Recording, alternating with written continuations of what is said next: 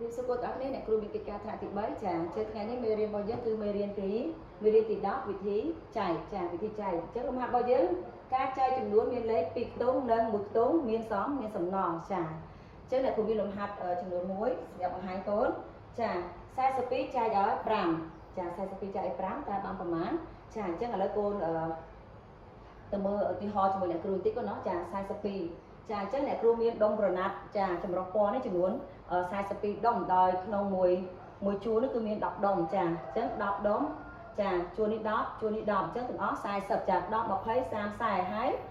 មួយជួរនេះគឺមានតែ2ដុំទេចាអញ្ចឹងទាំងអស់42ដុំចាអញ្ចឹងក្រណាត់ទាំងអស់42ដុំហើយអ្នកគ្រូបានចែកក្រណាត់ហ្នឹងទៅឲ្យមនុស្ស5នាក់ចាអញ្ចឹងដើម្បីបានចម្លើយដ៏ត្រឹមត្រូវគឺយើងត្រូវសរសេរលំហាត់ទៅជាប្រមាណវិធីចាអញ្ចឹង42គឺជា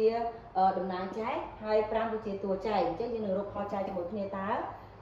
កណ្ដាប់42នេះចែកគ្នា5នាក់តើម្នាក់បានប្រមាណដុំចាអញ្ចឹងឥឡូវកូនសាកបងកាត់មួយខ្ទង់មើលចាអញ្ចឹងយើងកាត់យកមួយខ្ទង់4តើ4នេះអាចចែក5បានអត់កូនចាអត់បានទេដោយសារតែ4តូចជាង5អញ្ចឹងយើងត្រូវកាត់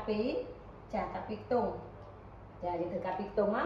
ចាអញ្ចឹងឥឡូវយើងមើលយើងបាន42អញ្ចឹង42តំណាងចែកធំជាងតួចែកអញ្ចឹងយើងអាចចែកបានហើយ42នេះគឺយើងដាក់មកបាន8ចា8 5ដង40ចា40កូនសេលេខ40មកចាហើយយើងធ្វើការដកចា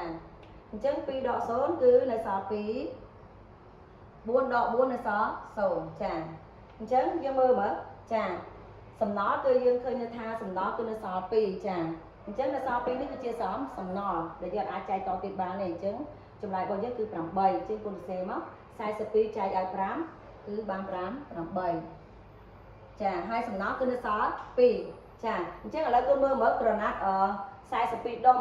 ចាយើងចែកឲ្យមនុស្ស5នាក់អញ្ចឹងម្នាក់បានប៉ុន្មានដុំកូនចាម្នាក់បាន8ដុំឥឡូវកូនមកមើលចម្លើយជាមួយអ្នកគ្រូចានេះអញ្ចឹងក្នុងមួយនាក់គឺបាន8ដុំចា1 2 3 4 5 6 7 8ចានេះម្នាក់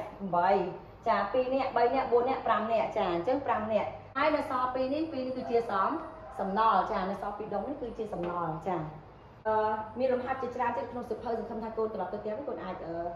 អនុវត្តបន្ថែមទៀតទៅកូនកាន់តែច្បាស់សូមប្រែទានពរកូនជំរាបលា